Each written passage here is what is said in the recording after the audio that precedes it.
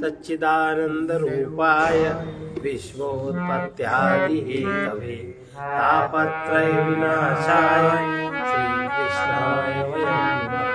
चैतन्यं शाश्वतं शान्तं व्योमातीतं निरञ्जनं नादं कलातीतं तस्मै श्री गुरुवे नमः।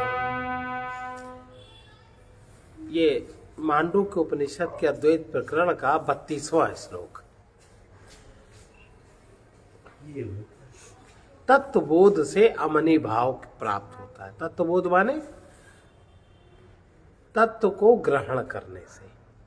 तत्व ग्रहण अगर आपने न किया तो अन्यथा ग्रहण तो होएगा ही। अगर आपने रस्सी को रस्सी न जाना तो सांप तो आप मानेंगे और चीज तो आप मानेंगे। उसमें इतना बड़ा प्रपंच है, उसके बचाव के लिए बचने के साधन में हाय गए कि उसमें बहुत सारा कर्मजाल बढ़ जाएगा। अगर तत्व का ग्रहण कर लिया तुमने तो ये रस्सी है, उसमें कोई व्यर्थ प्रपंच नहीं है। तो वही तत्वबोध अगर हो जाए तो फिर मन का काम बंद हो जाता है। तत्वबोध अगर हो जाए तो मन का काम बंद। आपको भी अगर पदार्थ में भी अगर ये कागज है तो कागज है, बस कागज है, इतना बोध हो गया, इसके अलावा फिर इसमें कोई प्रपंच नहीं। तो ये तत्वबोध से अमनी भाव की प्राप्ति होती है। ये अमनी भाव किस प्रकार का है इस विषय में बता रहे हैं। आत्म सत्यानुबोधेन संकल्पयते यदा अमनस्तां तदा याति ग्राह्या भावे तद्ग्रहम्। जिस समय तत्व का ग्रहण हो जाता है, जिस समय तत्व का ग्रहण माने सत्य को आप स्वीकार कर लेते हैं, उसी समय मन संकल्प नहीं करता। मन संकल्प तब तक करता है जब तक आपको तत्व का ग्रहण नहीं होता।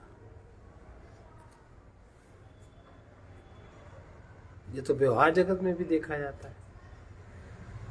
उस समय वो अमनी भाव को जब मन संकल्प नहीं करता, अब संकल्प करने क्या 24 घंटा हमें ये करना, हमें ये करना, हमें ये करना, ऐसा हो जाए, ऐसा हो जाए। और होता क्या है, जो होना है ऊपर से, उसमें आपका सारा ज्ञान धरा का धरा रह जाता है। तो जिस समय आत्म सत्य की उपलब्धि होने पर मन संकल्प नहीं करता, उस समय वो अमनी भाव को प्राप्त होता है। उस अवस्था में ग्राह्य का अभाव हो जाने के कारण, ग्राह्य का जो भी आप जो आप ग्राह्य मतलब ग्रहण करना चाहते हैं, ग्रहण करने के विकल्प से रहित हो जाता है। ग्राह्य का अभाव, ग्राह्य करने वाला तो कोई है नहीं, तो जो ग्रहण करेगा फिर उसका विकल्प नहीं रह जाता। वाणी से आरंभ होने वाला विकार न मात्र है, मृतिका ही सत्य है। इस श्रुति के अनुसार मृतिका के समान आत्मा ही सत्य है। उस समय आत्म सत्य का शास्त्र और आचार्य के उपदेश के अनंतर बोध होना आत्म सत्य अनुबोध है। उसके कारण संकल्प योग वस्तु का अभाव हो जाता है। किस वस्तु के प्राप्ति का संकल्प करें? कस्य कामाय किमिच्छन् शरीरम अनुसंजरेत। और वस्तु संकल्प योग्य वस्तु का अभाव हो जाने से, दाह्य वस्तु का अभाव हो जाने पर, जैसे जब दाह्य जलने वाला पदार्थ ही नहीं रहा तो फिर अग्नि का दाहकत्व का अभाव हो गया। जब जलने वाला पदार्थ नहीं रहा तो अग्नि के दाहकत्व का भी अभाव हो गया। अग्नि किसको जलाएगी? तो अग्नि की जो दाहकता है वो तुम्हारे सामने नहीं आएगी। दाहकत्व का अभाव के समान जिस समय चित्त संकल्प नहीं करता, उस समय वो अमनस्कता अर्थात अमनी भाव को प्राप्त हो जाता है। और ग्राह्य वस्तु का अभाव हो जाने से वो मन अग्रह, इंद्रिय से संबंधित पदार्थों का अग्रह अर्थात ग्रहण विकल्पना से रहित हो जाता है। फिर मन कुछ बाहर का ग्रहण नहीं करता, अपने आप में ही तृप्ति का अनुभव करता है। आत्मज्ञान किसे हो? अब आत्मज्ञान किसे होता है? हर एक को आत्मज्ञान नहीं होता। और यदि संपूर्ण द्वैत सत्य है तो प्रकृत सत्य आत्म तत्व का ज्ञान किसे होता है? इस पर कह रहे हैं अकल्पम अजम ज्ञानम,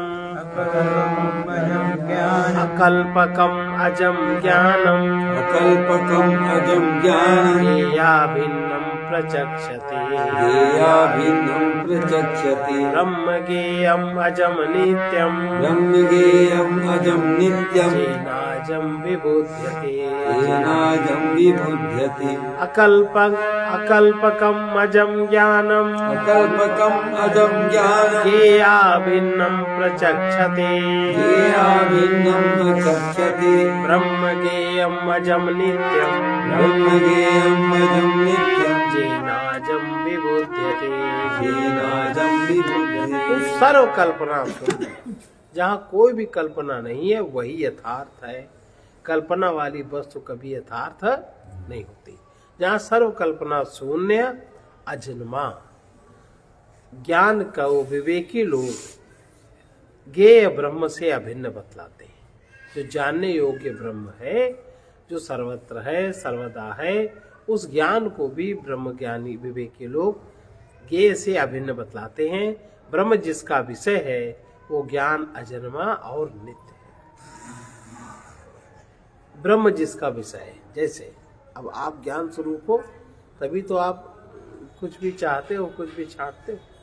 तो वो ज्ञान अजन्मा और नित्य है। उस अजन्मा ज्ञान से अजन्मा आत्म तत्व तो स्वयं ही जाना जाता है। अजन्मे ज्ञान से अजन्मा आत्म तत्व जाना जाता है। अकल्पक संपूर्ण कल्पनाओं से रहित एवं अजन्मा अर्थात ज्ञप्ति मात्र, उसके सामने जो कुछ आएगा वो प्रकट हो जाएगा। ज्ञप्ति मात्र ज्ञान को ब्रह्मवेत्ता लोग ये यानी परमार्थ स्वरूप ब्रह्म से अभिन्न बतलाते हैं। अग्नि की उष्णता के समान, जैसे आग उष्ण है, विज्ञाता के ज्ञान का कभी लोप नहीं होता। जैसे अग्नि की उष्णता कभी समाप्त नहीं होती। अग्नि और अग्नि की उष्णता दोनों एक ही बात है।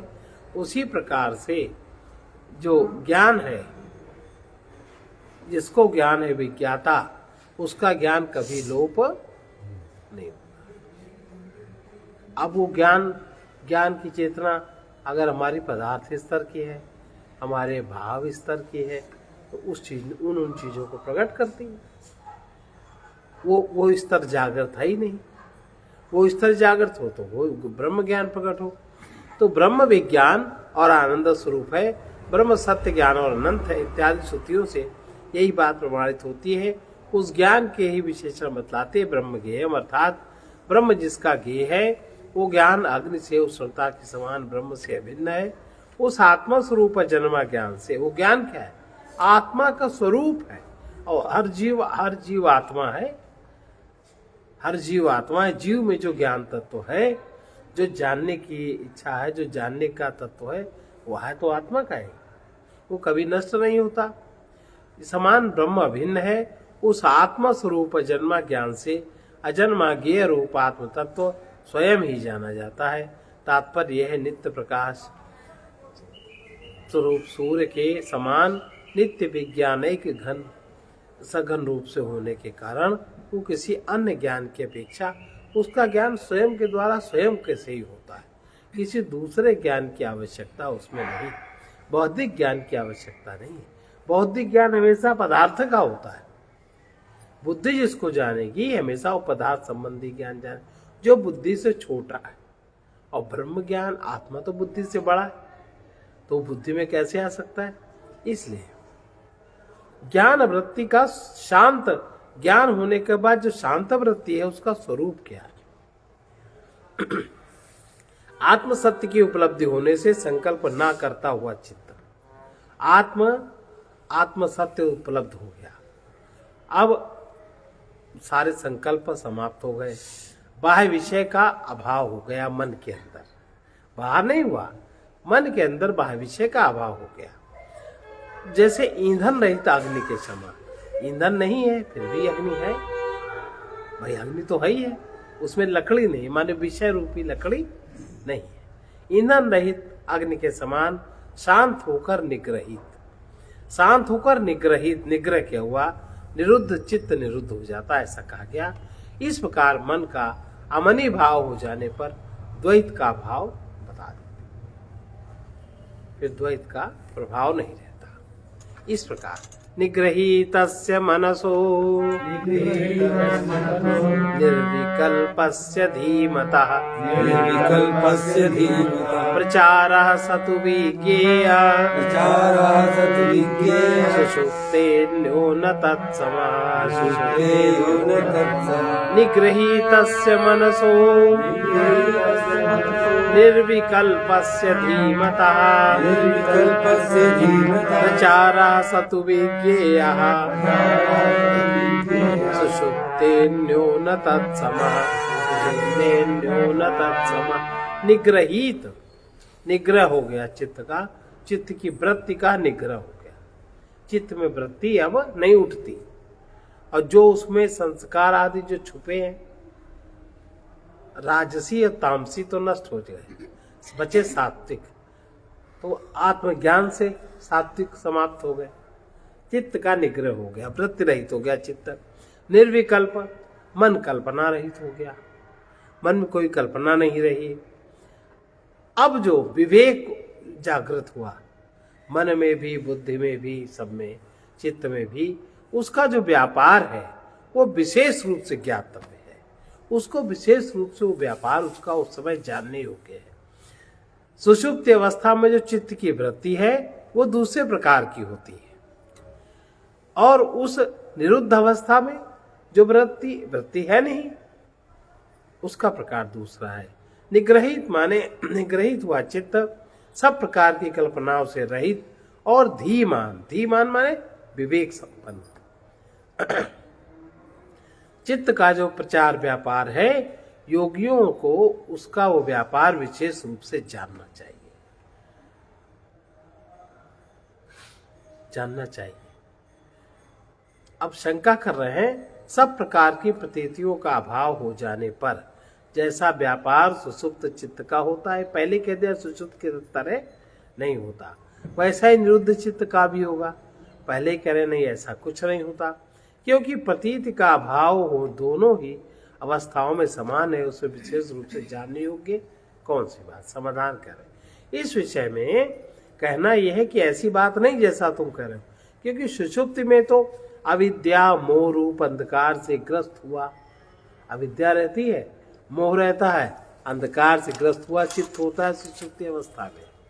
भीतर अनेकों अनर्थ प्रवृत्ति के बीज भूत वासनाएं लीन होती सुषुप्ति में।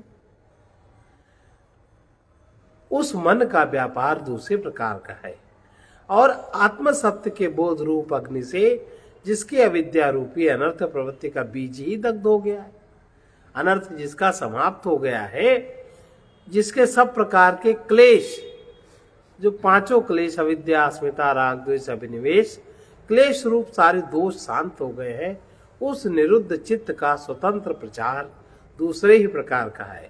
अतः वो उसके समान नहीं है, इसे तात्पर्य है कि उसका ज्ञान अवश्य प्राप्त करना चाहिए। निरुद्ध चित्त का व्यापार, वो व्यवहार जगत में किस प्रकार उसका प्रचार कार्य चलता है, उन दोनों के प्रचार में हेतु क्या है, दोनों के, सुषुप्ति वाले में और निरुद्ध चित्त वाले में। ज्ञानी के चित्त में लीयते ही सुषुप्ते तन, लीयते हि सुषुप्ते सन् निग्रहीतं न लीयते, निग्रहीतं न लीयते, तदेव निर्भयं ब्रह्म, तदेव निर्भयं ब्रह्म, ज्ञानालोकं समन्ततः, ज्ञानालोकं समन्ततः, लीयते हि सुषुप्ते तन्, लीयते हि सुषुप्ते तन्, निग्रहीतं न लीयते, निग्रहीतं न लीयते, तदेव निर्भयं ब्रह्म, तदेव निर्भयं ब्रह्म, ज्ञानालोकं समन्ततः। ज्ञानालोकं समन्ततः। सुषुप्ति अवस्था में मन अविद्या में लीन हो जाता है, अविद्या में, अज्ञान में लीन हो जाता है, किंतु निरुद्ध होने के बाद मन या चित्त कोई भी साधन लीन नहीं होता। उस समय तो सब ओर से चित्त प्रकाशमय निर्मल ब्रह्म की ही अनुभूति शेष रहती। अब निर्मल ब्रह्म में जो भी कुछ है वो उधर ध्यान देगा तो उधर उसको पता लग जाएगा, है ना। वो अनुभूति शेष रहती है, क्योंकि सुषुप्ति में मन अविद्यादि संपूर्ण प्रतीतियों की बीजभूता वासनाओं के सहित तमह स्वभाव अविशेष रूप से बीज भाव को प्राप्त हो जाता है और उसके विवेक ज्ञान पूर्वक निरुद्ध किया जाने पर लीन नहीं होता, अर्थात अज्ञान रूप बीज भाव को प्राप्त नहीं होता। अतः सुषुप्त और समाहित चित्त का प्रचार भेद ठीक है। जिस समय चित्त ग्राह्य ग्राहक रूप अविद्या से होने वाले दोनों प्रकार के मलों से रहित हो जाता है। ग्राह्य करने वाला भी मल है और ग्राहक जो पदार्थ ग्रहण किया जाए और जो ग्रहण करे, दोनों मल है। उस समय वह परम अद्वितीय ब्रह्म रूपी हो जाता है। अतः द्वैत ग्रहण रूप भय के कारण का अभाव हो जाने से उस अवस्था में वही निर्भय होता है। ब्रह्म शांत है, अभय पद है, जिसे जान लेने पर पुरुष किसी से फिर भय नहीं करता, डरता नहीं। उसी का विशेषण बता रहे हैं। ज्ञान का अर्थ ज्ञप्ति अर्थात आत्मस्वरूप चैतन्य। ज्ञान का अर्थ क्या है? आत्मस्वरूप चैतन्य के बोध के प्रति जो सजग हो जाए, और जो सजग जब होगा तो अहंकार उसका नहीं होगा, वो स्वयं ही रह जाएगा। वो ज्ञान ही जिसका आलोक यानी प्रकाश है, वो ब्रह्म ज्ञानालोक अर्थात विज्ञान एक रस स्वरूप है। समन्ततः सब ओर अर्थात आकाश के समान निरंतरता से सब ओर व्यापक है। अब ब्रह्म का स्वरूप क्या है? ब्रह्म का स्वरूप अजम अनिद्रम अस्वप्नम अनामकम अनामकम अरूपकम सकृत विभातम सर्वज्ञम लोपचारः कथंचन अजम अनिद्रम अस्वप्नम अनामम अनामकम अनामकम अरूपकम सकृत विभातम सर्वज्ञम लोपचारः कथंचन। वो जो ब्रह्म है जन्म रहित है, अज्ञान रूप निद्रा से भी रहित है। अज्ञान के निद्रा वहां, अज्ञान माने मोह, अज्ञान माने अज्ञान का जो दूसरा शब्द परिभाषित करेंगे मोह, मोह निद्रा वहां नहीं है। स्वप्न शून्य, किसी प्रकार की कल्पना न सोने की न जागने की नहीं है, नाम रूप से रहित है, नित्य प्रकाश स्वरूप और सर्वज्ञ है। उसमें किसी प्रकार का कोई कर्तव्य भी नहीं है। जन्म के कारण का अभाव होने से ब्रह्म बाह्याभंतरवर्ती और जन्मा है। रज्जु में सर्प के समान जीव का जन्म विद्या के कारण है। जैसे रज्जु में रस्सी में सांप का जन्म मनुष्य कर लेता है, पर सांप का जन्म में यथार्थ रूप में नहीं होता। रज्जु में सर्प के समान जीव का जन्म विद्या के कारण है, ऐसा पहले कहा जा चुका है। क्योंकि आत्म सत्य का अनुभव होने से उस अविद्या का निरोध हो गया, इसलिए ब्रह्म जन्मा और इसी से अनिद्र है।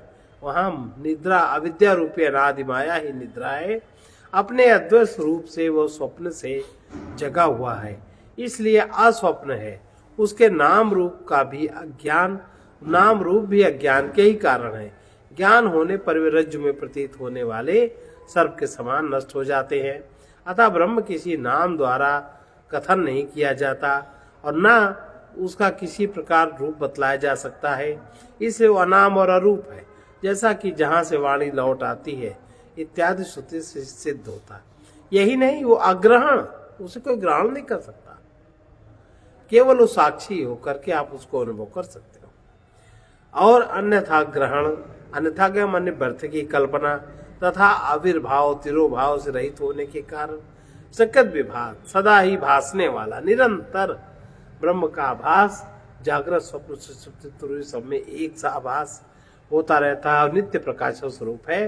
ग्रहण व ग्रहण की रात्रि और दिन है तथा विद्या रूप अंधकार ही सर्वदा ब्रह्म के प्रकाशित न होने के कारण है। उसका अभाव होने से और नित्य चैतन्य स्वरूप होने से ब्रह्म का नित्य प्रकाश स्वरूप होना ठीक है। अतः सर्व और ज्ञप्त रूप होने से वो सर्वज्ञ है। इस प्रकार ब्रह्म में कोई उपचार यानी किसी प्रकार का कोई कर्तव्य नहीं है। जिस प्रकार की दूसरों को आत्मस्वरूप से भिन्न समाधि आदि कर्तव्य है। तात्पर्य है ब्रह्म नित्य शुद्ध बुद्ध मुक्त स्वभाव है।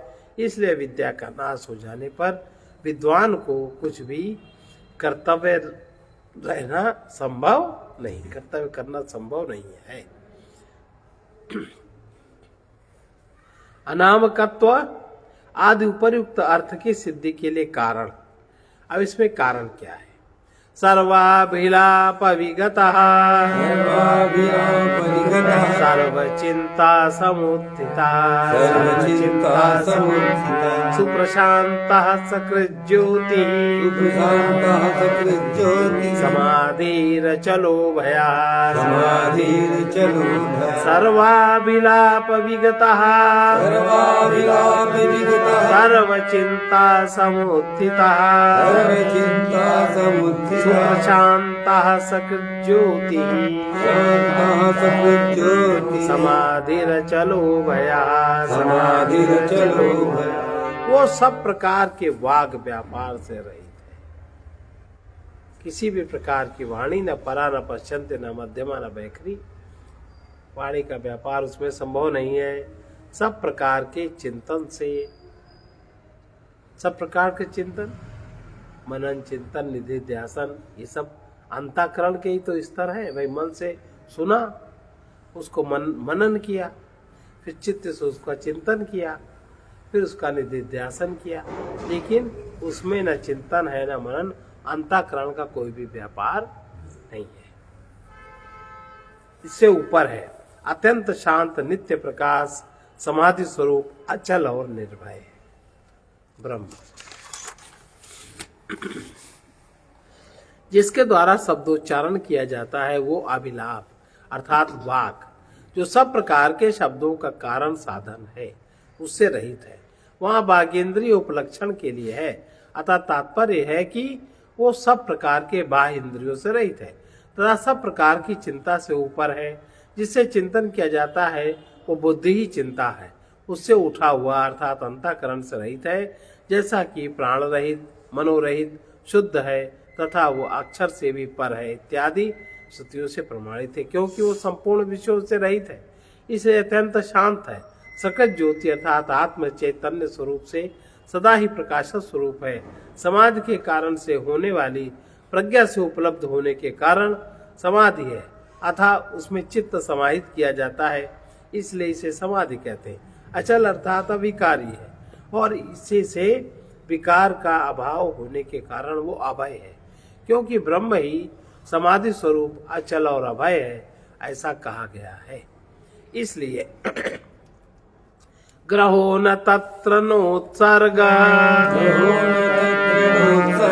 चिंता यत्र न विद्यते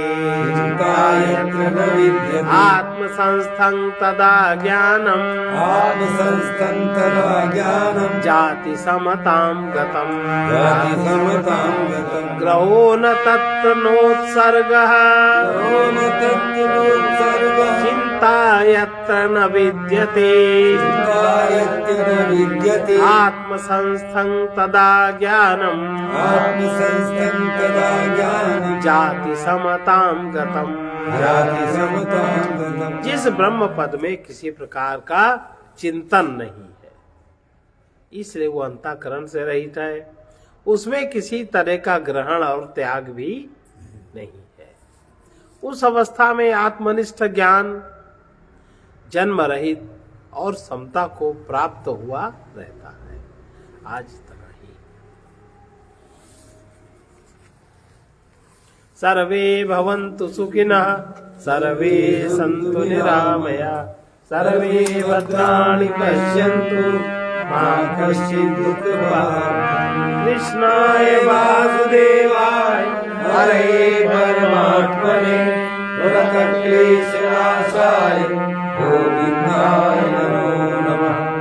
उग्रवीर महाविष्णु उग्रवीर महाविष्णु ज्वलन्तं सर्वतोमुखं ज्वलन्तं सर्वतोमुखं नृसिंहं भीषणं भद्रं नृसिंहं भीषणं भद्रं मृत्युर्नमाम्यहम् मृत्युर्नमामि। ॐ ह्रौं जूं सः ॐ ह्रौं जूं सः ॐ भूर्भुवः स्वः ॐ भूर्भुवः स्वः ॐ त्र्यम्बकं यजामहे ॐ त्र्यम्बकं यजामहे सुगन्धिं पुष्टिवर्धनम् सुगन्धिं पुष्टिवर्धनम् उर्वारुकमिव बन्धनात् उर्वारुकमिव बन्धनात् मृत्योर्मुक्षीयमामृता मृत्योर्मुक्षीयमामृता। ॐ स्वः ॐ भुवः भूः ॐ स्वः ॐ भुवः भूः ॐ सा जूं रौं ॐ साधु असतो मा सद्गमय तमसो मा ज्योतिर्गमय मृत्योर्मामृतं गमय। ॐ पूर्णमदः पूर्णमिदं पूर्णात् पूर्णमुदच्यते पूर्णस्य पूर्णमादाय पूर्णमेवावशिष्यति। ॐ शान्ति शान्ति शान्तिः।